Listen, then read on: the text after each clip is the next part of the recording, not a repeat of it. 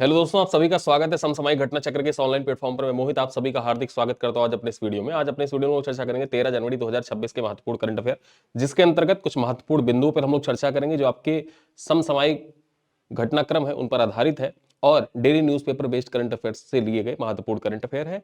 यहाँ पर देखा जाए the Hindu, Indian express, DD news, PIB, Dainik Jagran, Dainik Bhaskar, साथ साथ में आकाशवाणी, एएनआई, पीआईबी की महत्वपूर्ण इनपुट्स को सम्मिलित किया जाता है। और इस क्लास में हम लोग चर्चा करेंगे आज केरल का पहला समर्पित तृतीय अभ्यारण्य के बारे में, संयुक्त राष्ट्र महासचिव पुरस्कार 2025 के बारे में चर्चा करेंगे, कलकत्ता हाईकोर्ट के मुख्य न्यायाधीश के बारे में चर्चा करेंगे, मेघालय की पहली महिला मुख्य न्यायाधीश के बारे में चर्चा करेंगे, इसरो का जो मिशन था PSLV C62 मिशन ये फेल कर गया है, इस पॉइंट पर चर्चा करेंगे, G7 क्रिटिकल मिनरल्स बैठक पर चर्चा करेंगे, न्यू साउथ वेल्स का साइंटिस्ट ऑफ द ईयर सम्मान है, इस पर चर्चा करेंगे। ठीक है, तो ये कुछ महत्वपूर्ण बिंदु हैं, बिंदुओं को मैंने बता दिया।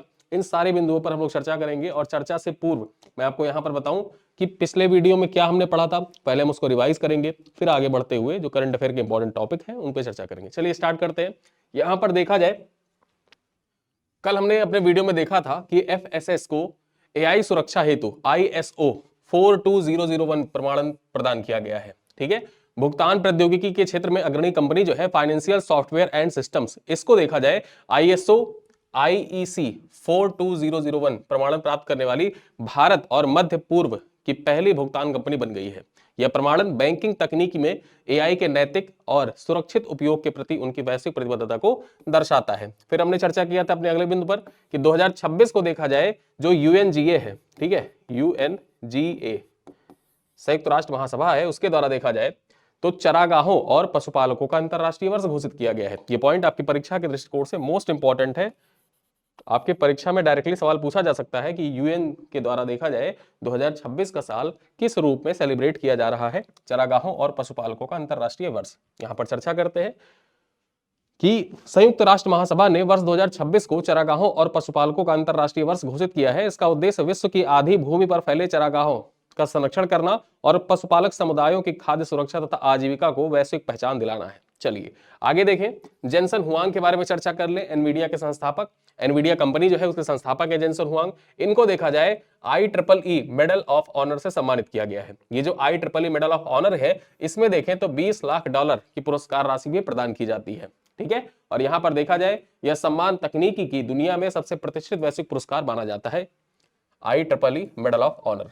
ठीक है, चलिए देखते हैं आगे। देखें, पहली वंदे भारत स्लीपर ट्रेन के बारे में हमने चर्चा की थी कि देश की पहली वंदे भारत स्लीपर ट्रेन 17 जनवरी 2026 को कोलकाता और गुवाहाटी के बीच में संचालित होगी। पीएम मोदी मालदा टाउन से इस आधुनिक ट्रेन के साथ 6 नई अमृत भारत एक्सप्रेस सेवाओं का वर्चुअल उद्घाटन भी करेंगे। चलिए आगे देखें। ड्रग्स के खिलाफ 3 साल का राष्ट्रव्यापी अभियान संचालित किया जा रहा है। यहां पर देखा जाए तो गृह मंत्री अमित शाह ने 31 मार्च से नशीली दवाओं के खतरे को खत्म करने के लिए 3 साल का व्यापक अभियान की घोषणा की है। इस अभियान का उद्देश्य नक्सलवाद की समाप्ति के बाद देश को पूरी तरीके से ड्रग मुक्त बनाना है और नारकोटिक्स नियंत्रण को मजबूत करना है। यहां पर इंपॉर्टेंट ये हो जाता है 31 मार्च का दिन क्यों निर्धारित किया गया। कल मैंने आपको बताया था कि सरकार के द्वारा निर्धारित किया गया या गृह मंत्रालय के द्वारा देखा जाए तो 31 मार्च 2026, ये 31 मार्च 2026 का जो दिन है इसको घोषित किया गया या इसको लक्ष्य बनाया गया था। यह लक्ष्य था कि इस टाइम तक जो नक्सलवाद है पूरी तरीके से भारत में खत्म कर दिया जाए। ठीक है, और इसी वजह से देखा जाए 31 मार्च का दिन निर्धारित किया गया है। अगले 3 साल तक देखा जाए तो ड्रग्स के खिलाफ 3 साल का राष्ट्रव्यापी अभियान संचालित किया जाएगा। चलिए आगे देखें। प्रसार भारती का क्रिएटर्स कॉर्नर प्लेटफॉर्म के बारे में चर्चा करें। प्रसार भारती ने डिजिटल कंटेंट क्रिएटर्स को राष्ट्रीय मंच प्रदान करने के लिए क्रिएटर्स कॉर्नर लॉन्च किया है। यह डीडी न्यूज का एक विशेष अनुभाग होगा जहां क्षेत्रीय क्रिएटर्स के कंटेंट को वैश्विक स्तर पर पहचान दिलाने का अवसर भी मिलेगा। आगे चर्चा करें नई इंडिया पोस्ट सेवा के बारे में। यहां पर देखा जाए पोस्ट 24 और स्पीड पोस्ट 48 ये लॉन्च किया गया है। केंद्रीय मंत्री ज्योतिरादित्य सिंधिया ने डाक वितरण की गति देने के लिए 2 नई सेवाएं शुरू की हैं। अब प्रमुख रूटों पर पार्सल 24 और 24 घंटे के भीतर वितरित किए जाएंगे, जिसमें डिजिटल ट्रैकिंग, OTP आधारित सुरक्षा सुविधाएं भी उपलब्ध होंगी। आगे हमने चर्चा की थी कल अपने वीडियो में। यहां पर देखा जाए जो चैटबॉट ग्रॉक है ना, ग्रॉक पर इंडोनेशिया में प्रतिबंध लगा दिया गया है। ठीक है, इंडोनेशिया में प्रतिबंध लगा दिया गया है। अब तो मलेशिया में भी लगा दिया गया, इंडोनेशिया के साथ साथ मलेशिया। ठीक है, इंडोनेशिया और मलेशिया।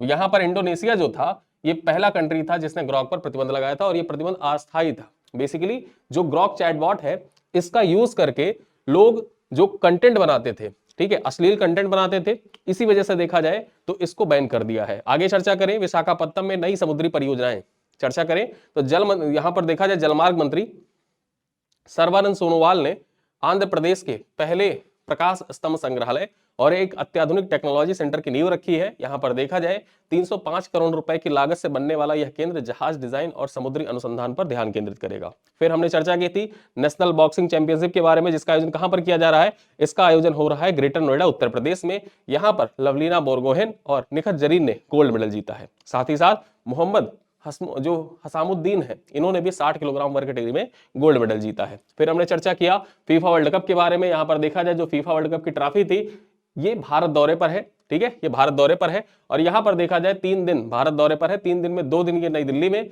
और 1 दिन गुवाहाटी में इसको रखा जाएगा, प्रदर्शित किया जाएगा, ठीक है। और कोका कोला के द्वारा स्पॉन्सर किया गया है, इसे कोका कोला के द्वारा स्पॉन्सर किया गया है। आप जानते हैं इस बार का जो फीफा वर्ल्ड कप है वो 3 कंट्रीज में आयोजित किया जाएगा। वो 3 कंट्रीज कौन कौन सी है, यूएसए है, फिर उसके बाद में देखा जाए कनाडा है, ठीक है, और फिर मैक्सिको है। तो ये 3 कंट्री हैं जहां पर आयोजित किया जाएगा इस बार का फीफा वर्ल्ड कप। चलिए आगे देखें, पूर्व हॉकी ओलंपियन दविंदर सिंह का निधन हो गया है। यहां पर इंपॉर्टेंट हो जाता है आपकी परीक्षा के लिए, ये पूर्व आईपीएस अधिकारी भी थे, ठीक है, जो दविंदर सिंह गर्चा थे ये पूर्व आईपीएस अधिकारी थे और 1980 के जो मॉस्को ओलंपिक हुआ था, मॉस्को ओलंपिक में यहां पर देखा जाए विजेता टीम, भारतीय टीम जो थी वो विजेता थी, गोल्ड मेडल जीता था भारतीय टीम ने, उस टीम का ये हिस्सा थे, ठीक है। 74 वर्ष की आयु में इनका निधन हो गया। उन्होंने अपने करियर में 30 से अधिक अंतरराष्ट्रीय मैचों में भारत का प्रतिनिधित्व किया है। चलिए आगे देखते हैं, वायनाड में देश का पहला पेपरलेस जिला न्यायालय, वायनाड में देश का पहला पेपरलेस जिला न्यायालय बना है। यहां पर देखा जाए चर्चा करते हैं, केरल के वायनाड जिले का कैलपेट्टा कोर्ट जो है, कलपेट्टा कोर्ट जो है ये भारत का पहला पूर्णतः कागज रहित या पेपरलेस जिला न्यायालय बन गया है। इस डिजिटल पहल से न्याय प्रणाली में पारदर्शिता आएगी और फाइलों के रखरखाव में लगने वाले कागज की भी भारी बचत होगी। चलिए आगे देखें, जिला आधारित वस्त्र परिवर्तन योजना के बारे में चर्चा कर लेते हैं। केंद्रीय कपड़ा मंत्री ने स्थानीय बुनकरों को वैश्विक बाजार से जोड़ने के लिए इस योजना की शुरुआत की। इसके तहत हर जिले के विशिष्ट उत्पाद को मेक इन इंडिया के माध्यम से प्रमोट कर कपड़ा निर्यात को बढ़ावा दिया जाएगा। साइप्रस, फिर आगे अपने अगले पॉइंट पर चर्चा करें, यहां पर देखा जाए ये पॉइंट अगला पॉइंट है, इस साइप्रस ने जो यूरोपियन यूनियन है उसकी अध्यक्षता संभाल ली है, ठीक है, साइप्रस ने अध्यक्षता संभाली है, तो ये पॉइंट इंपॉर्टेंट हो जाती है। साइप्रस की मैंने राजधानी पूछी थी, आप में से बहुत से लोगों ने कमेंट किया, 2-4 लोगों के नाम मुझे याद भी है, एक उसमें कोमल यादव थी और एक अनुपम तिवारी थे, ठीक है, 2-4 लोगों का नाम मुझे याद है। तो यहां पर देखा जाए उन लोगों ने आंसर जो दिया था वो सही दिया था। साइप्रस देखा जाए तो साइप्रस की राजधानी क्या है, निकोसिया है, ठीक है। चलो आगे देखते हैं, यहां पर देखा जाए पूर्व विश्व बिलियर्ड्स चैंपियन जो थे मनोज कोठारी, उनका निधन हो गया है, ठीक है। यहां पर देखा जाए 1990 में विश्व बिलियर्ड्स चैंपियनशिप जीतने वाले दिग्गज खिलाड़ी मनोज कोठारी का 67 वर्ष की आयु में निधन हो गया है। उन्हें खेल जगत में उनके अभूतपूर्व योगदान के लिए 2005 में प्रतिष्ठित ध्यानचंद पुरस्कार भी प्रदान किया गया था, ठीक है। अब यहां पर अपने अंतिम पॉइंट पर चर्चा कर ले जो हमने कल देखा था, ये हमारा अंतिम पॉइंट था, गल्फ शील्ड 2026 संयुक्त सैन्य अभ्यास। मैंने आपको बताया था कि गल्फ शील्ड जो जीसीसी कंट्री है ना, जीसीसी कंट्री, इसमें कुल कितने सदस्य हैं, 6 सदस्य हैं। उन 6 सदस्यों के बीच में देखा जाए ये गल्फ शील्ड 2026 संयुक्त सैन्य अभ्यास आयोजित किया गया था। चलिए ये तो थे हमारे कल तक के करंट अफेयर। अब आते हैं अपने आज के महत्वपूर्ण बिंदुओं पर। सबसे पहले चर्चा करें केरल का पहला समर्पित तितली अभ्यारण्य के बारे में। यहां पर देखा जाए केरल सरकार ने एक ऐतिहासिक निर्णय में जो अरलाम वन्यजीव अभ्यारण्य था इसका नाम बदलकर अब अरलाम बटरफ्लाई अभ्यारण्य घोषित कर दिया है और यह केरल का पहला समर्पित तितली अभ्यारण्य बन गया है, ठीक है। ये केरल का पहला तितली अभ्यारण्य बन गया है। महत्वपूर्ण ये हो जाता है कि पूछ ले कि केरल का पहला समर्पित तितली अभ्यारण्य का नाम क्या है, तो अरलाम तितली अभ्यारण्य, याद रखिएगा। यहां पर देखा जाए इस पहल का उद्देश्य प्रजाति विशिष्ट संरक्षण को बढ़ावा देना और अरलाम क्षेत्र में विशिष्ट पारिस्थितिकी को संरक्षित करना है। केरल में दर्ज की गई 327 तितली की प्रजातियों में से देखा जाए तो 266 केवल अरलाम में ही पाई जाती है, ठीक है। 1984 में घोषित अरलाम अभ्यारण्य केरल के कुन्नूर जिले में स्थित और लगभग 55 वर्ग किलोमीटर में फैला हुआ है। यह क्षेत्र सदाबहार और अर्ध सदाबहार वनों से आच्छादित है। महत्वपूर्ण यहाँ पर यह पॉइंट हो जाता है कि यह अभ्यारण्य बड़ी मात्रा में तितलियों के प्रवास और पंडलिंग व्यवहार यानी कि कीचड़ में तितलियों का जुटना के लिए प्रसिद्ध है। एक पॉइंट इंपॉर्टेंट हो जाता है कि यहां से जो अरलाम अभ्यारण्य है ना, यहाँ पर कौन सी नदी प्रवाहित होती है, तो यहाँ पर चीन कन्नी नदी प्रवाहित होती है। कौन सी? चीन कन्नी नदी, जो ब्रह्मगिरी श्रृंखलाओं से निकलती है, अरलाम के घने जंगलों से होकर बहती है और यहाँ की जैव विविधता को समृद्ध बनाती है। और ये पॉइंट आपके परीक्षा में देखा जाए पूछा भी जा सकता है। ऐसे सवाल यूपीएससी में भी पूछे जाते हैं। ठीक है, जो यूपीएससी में सवाल आते हैं ना एनवायरमेंट से रिलेटेड, बहुत पूछे जाते हैं, पर्यावरण से रिलेटेड, और यही सारे सवाल ऐसे पूछे जाते हैं। नदी कौन सी प्रवाहित होती है? एक बार पूछा भी था कि जो कॉर्बेट नेशनल पार्क है, ठीक है, कॉर्बेट नेशनल पार्क, इसके बीच से कौन सी नदी प्रवाहित होती है? रामगंगा नदी प्रवाहित होती है। और सवाल पूछ लिया था कि वो कौन सी नदी है जिसके बालू के कण में सोना पाया जाता है? वो रामगंगा नदी ही है। ठीक, तो ये पॉइंट पूछा जा चुका है, 2017 की यूपीएससी में आया हुआ था सवाल। चलिए आगे देखते हैं। मेजर स्वाति सांता कुमार को संयुक्त राष्ट्र महासचिव पुरस्कार 2025 से सम्मानित किया गया। ये है मेजर स्वाति सांता कुमार। यहां पर देखा जाए भारतीय सेना के अधिकारी मेजर स्वाति सांता कुमार को संयुक्त राष्ट्र महासचिव पुरस्कार 2025 से सम्मानित किया गया है। यह सम्मान उन्हें लिंग संवेदनशील शांति स्थापना, जेंडर इंक्लूसिव पीस कीपिंग के लिए दिया गया है। पीस कीपिंग में उनके नेतृत्व और क्षेत्रीय प्रभाव के लिए दिया गया है। यह पुरस्कार वैश्विक स्तर पर संयुक्त राष्ट्र मिशनों में उत्कृष्ट सेवा और नवाचार के लिए प्रदान किया जाता है। चर्चा करें, इस पुरस्कार की घोषणा संयुक्त राष्ट्र महासचिव एंटोनियो गुटेरस ने सेक्रेटरी जनरल अवार्ड 2025 के तहत किया है। यहां पर इंपॉर्टेंट हो जाता है कि मेजर स्वाति की पहल इक्वल पार्टनर लिस्टिंग पीस को उन परियोजनाओं के लिए चुना गया है जो लिंग संवेदनशील शांति मिशनों को मजबूत करती हैं और यूएन के जनादेश के अनुरूप कार्य करती हैं। चलिए आगे देखते हैं। यहां पर देखा जाए नलिनी जोशी के बारे में। जो नलिनी जोशी हैं, इनको न्यू साउथ वेल्स का साइंटिस्ट ऑफ द ईयर सम्मान प्रदान किया गया। ये है नलिनी जोशी जी, यहां पर आप देख सकते हैं। न्यू साउथ वेल्स का scientist of the year award किसको प्रदान किया गया? नलिनी जोशी को प्रदान किया गया है। देखें पॉइंट पर क्या है पॉइंट। भारतीय मूल की प्रसिद्ध गणितज्ञ प्रोफेसर नलिनी जोशी को न्यू साउथ वेल्स का साइंटिस्ट ऑफ द ईयर के लिए चुना गया है। यहां पर देखा जाए ये सम्मान पाने वाली वह पहली गणितज्ञ बन गई हैं जो ऑस्ट्रेलिया के इस राज्य की ओर से दिए जाने वाले विज्ञान का सर्वोच्च पुरस्कार है। यहां पर देखा जाए यह उपलब्धि न केवल गणित विज्ञान के महत्व को उजागर करती है, बल्कि विज्ञान के क्षेत्र में विविधता और लैंगिक प्रतिनिधित्व की दिशा में एक महत्वपूर्ण कदम भी है। चलिए आगे चलते हैं। उद्योगपति श्रीनिवास डेम्पो के बारे में चर्चा करें। यह है उद्योगपति श्रीनिवास डेम्पो। इनको देखा जाए इटली के प्रतिष्ठित नागरिक सम्मान से सम्मानित किया गया है।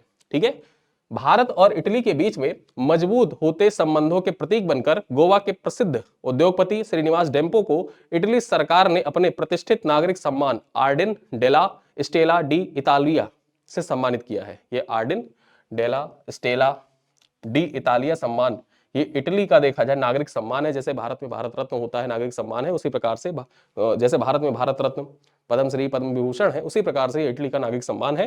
किसको प्रदान किया गया है? श्रीनिवास डेम्पो को प्रदान किया गया है। ये कहाँ के हैं? गोवा के हैं। ये पॉइंट आप याद रखिएगा। चलिए आगे देखते हैं। ये सम्मान इटली के नागरिकों की सहायता, द्विपक्षीय संबंधों को बढ़ावा देने और सांस्कृतिक आर्थिक सहयोग को सुदृढ़ करने में डेम्पो के योगदान के लिए प्रदान किया गया है। चलिए आगे देखते हैं। यहां पर देखा जाए 2025-26 में भारत की जो आर्थिक वृद्धि है ये 7.2% रहने का अनुमान व्यक्त किया गया है यूएन के द्वारा। यूएन अपनी रिपोर्ट में कहता है कि जो भारत की ग्रोथ रेट है वो कितनी रहेगी? 7.2% रहने वाली है।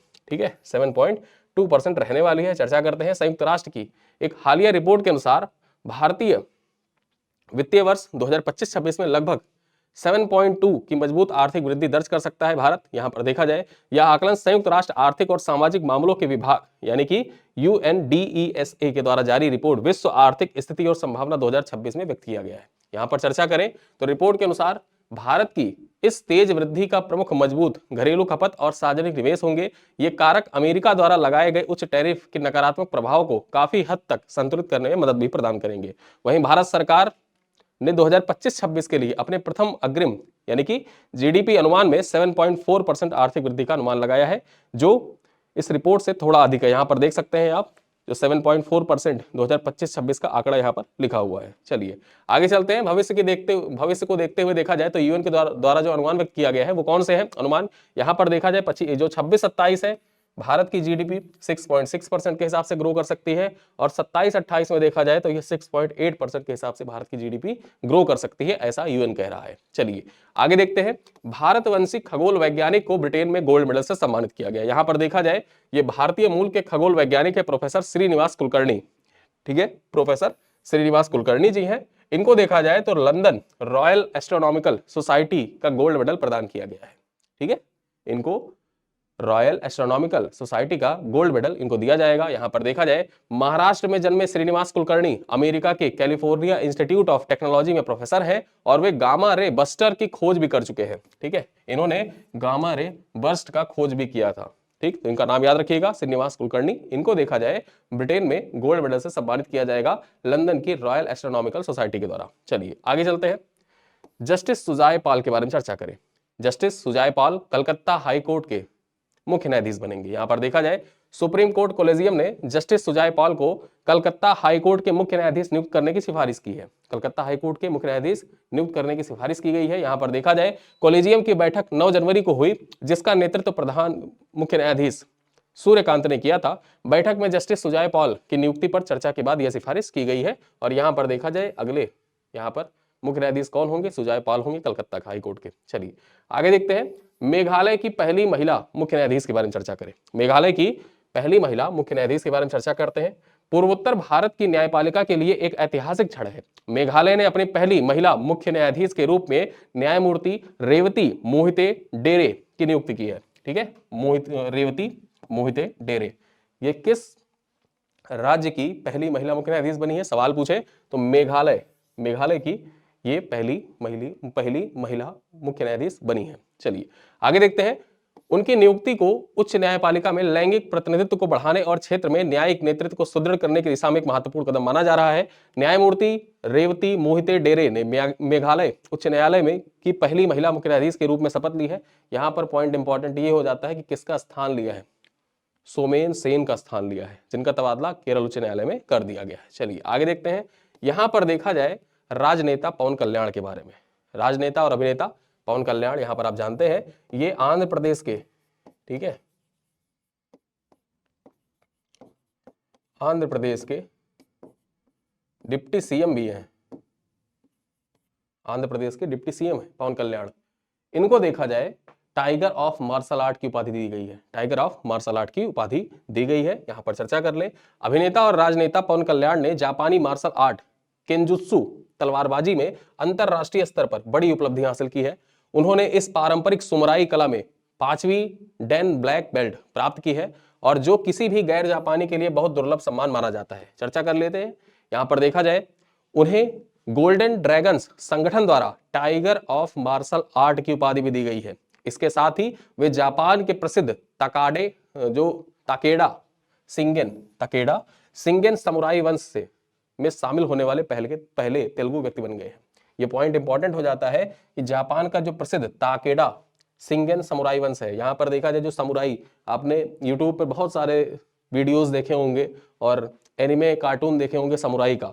वहां पर देखा जाए जो एनिमे कार्टून होते हैं ना समुराई वाले, तलवारबाजी करते हैं, समुराई होते हैं, वो इसी से संबंधित होते हैं, इसी वंश से संबंधित होते हैं, ताकेडा सिंगेन समुराई वंश। और इसमें सम्मिलित होने वाले पहले तेलुगु व्यक्ति बन गए हैं। महत्वपूर्ण हो जाता है, पहले तेलुगु व्यक्ति कौन है? पवन कल्याण है। ये डिप्टी सीएम भी है आंध्र प्रदेश के, और दुर्लभ उपलब्धि इन्होंने हासिल की है। ठीक है, यहां पर देखा जाए यह उपलब्धि उनके फिल्मी जीवन से आगे बढ़कर भारतीय सिनेमा को प्राचीन जापानी बूडो परंपराओं से जोड़ता भी है।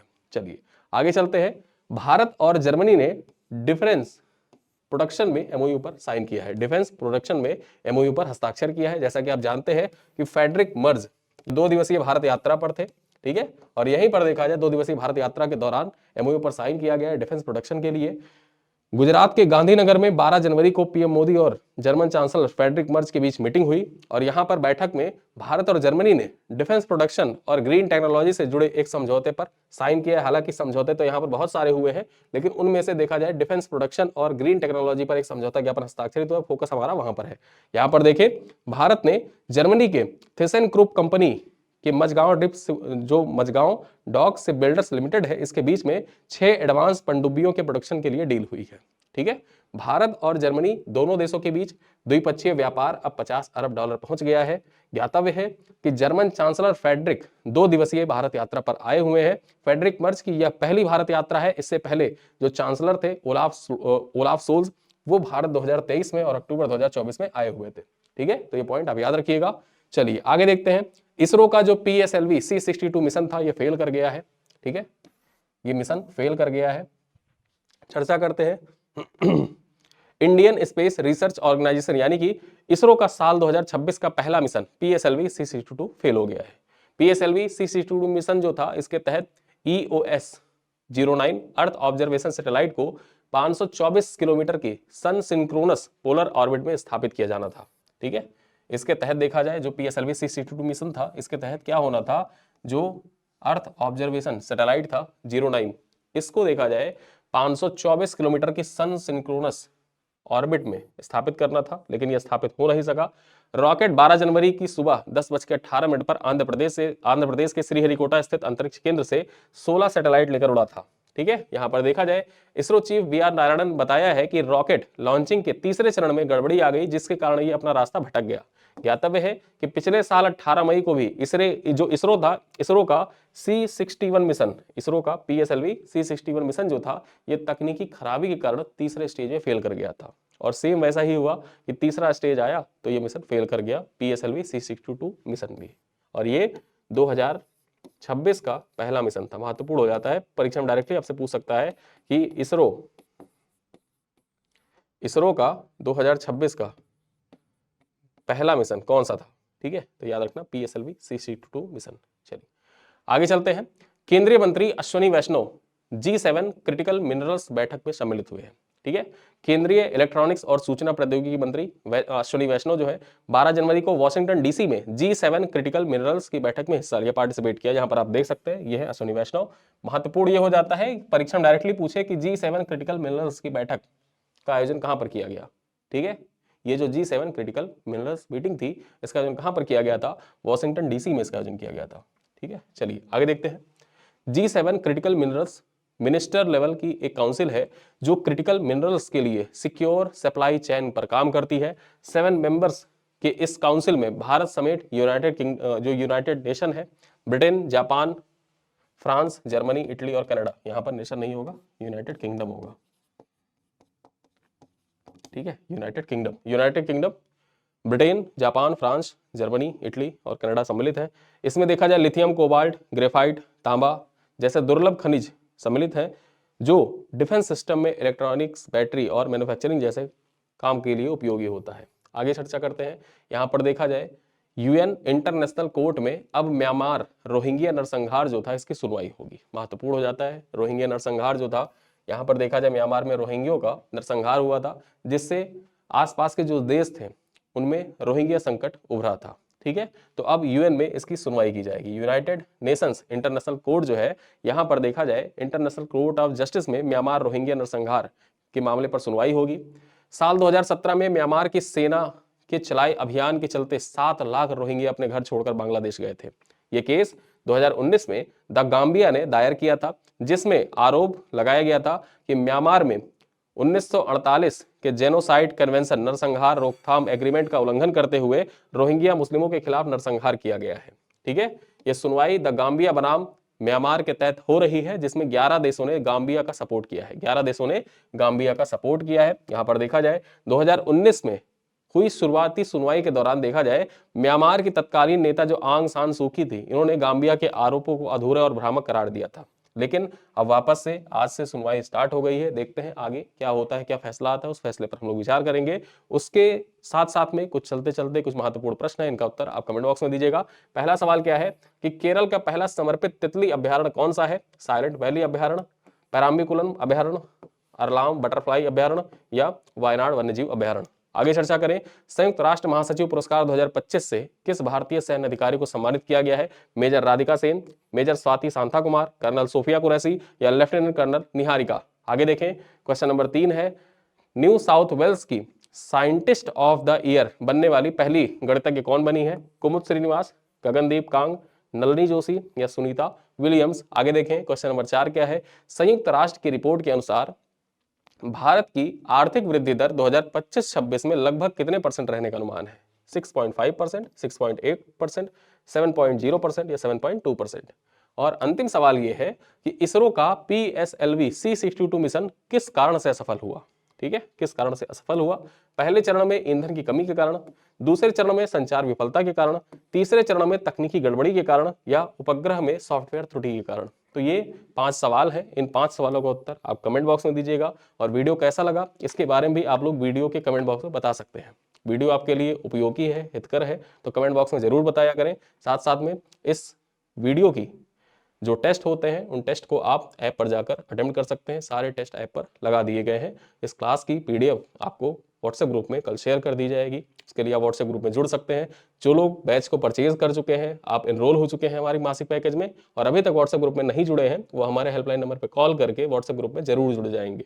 वैसे तो डिफॉल्ट हमने सेट कर रखा है कि आपके जैसे ही आप बैच में एनरोल होते हैं आपके व्हाट्सएप पर मैसेज चला जाता है, लेकिन किसी कारणवश आपके पास अगर मैसेज नहीं जाता है तो आप एक बार कॉल करके व्हाट्सएप कम्युनिटी में जरूर जुड़ जाइएगा, जहां पे डेली क्लास पीडीएफ शेयर की जाती है। ठीक है, तो इन्हीं सब बातों के साथ इस क्लास को करते हैं समाप्त। मिलते हैं अगली क्लास में, तब तक के लिए धन्यवाद।